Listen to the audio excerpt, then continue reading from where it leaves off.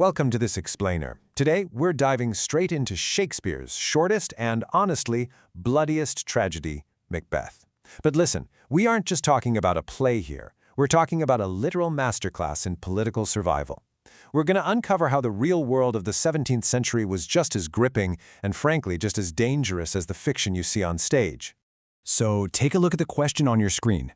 What terrifying, real-life events could have possibly inspired such a dark story?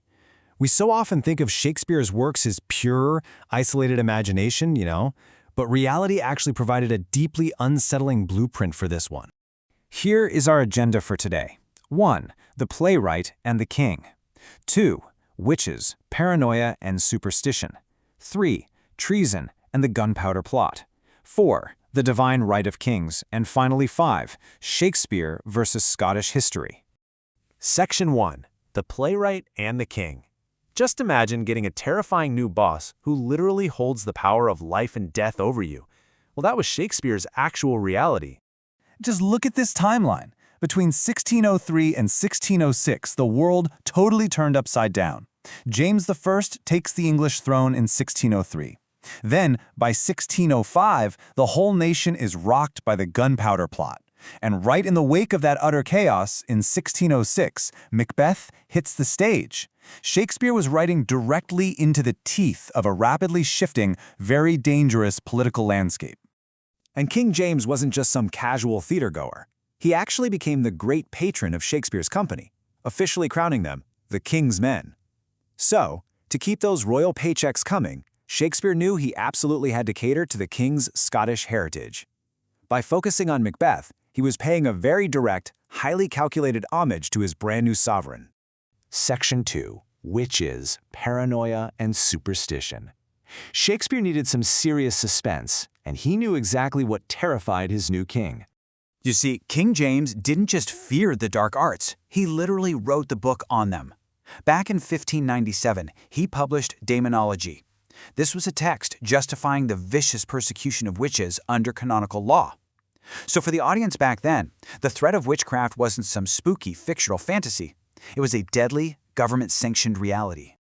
Check out this line from the Weird Sisters. Though his bark cannot be lost, yet it shall be tempest-tossed. This wasn't just Shakespeare taking poetic license, he pulled this straight from the headlines. Accused witches in the Scottish North Berwick trials had actually confessed to raising a tempest to sink King James's ship when he was sailing from Denmark. The power of these witches was considered completely, terrifyingly plausible by the public. Section 3. Treason and the gunpowder plot. Because Macbeth wasn't just about witches, it was basically a ripped-from-the-headlines thriller about domestic terrorism.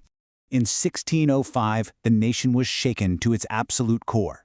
Catholic dissidents planned to blow up Parliament, meaning they wanted to assassinate the king and his entire government in one massive explosion.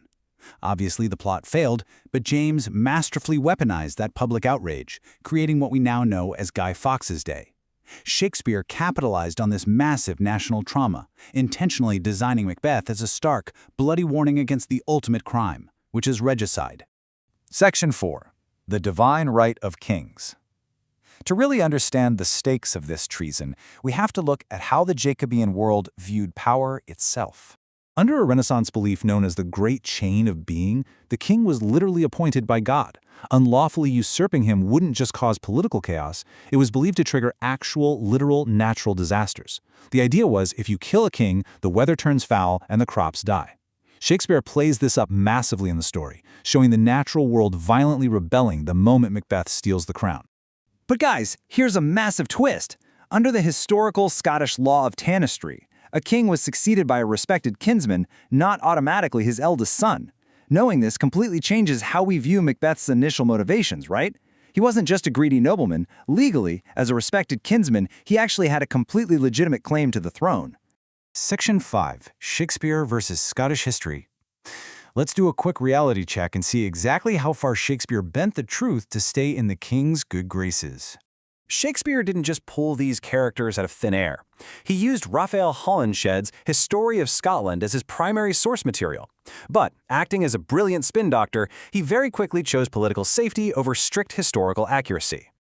I absolutely love this comparison table because it shows how aggressively the historical record was rewritten.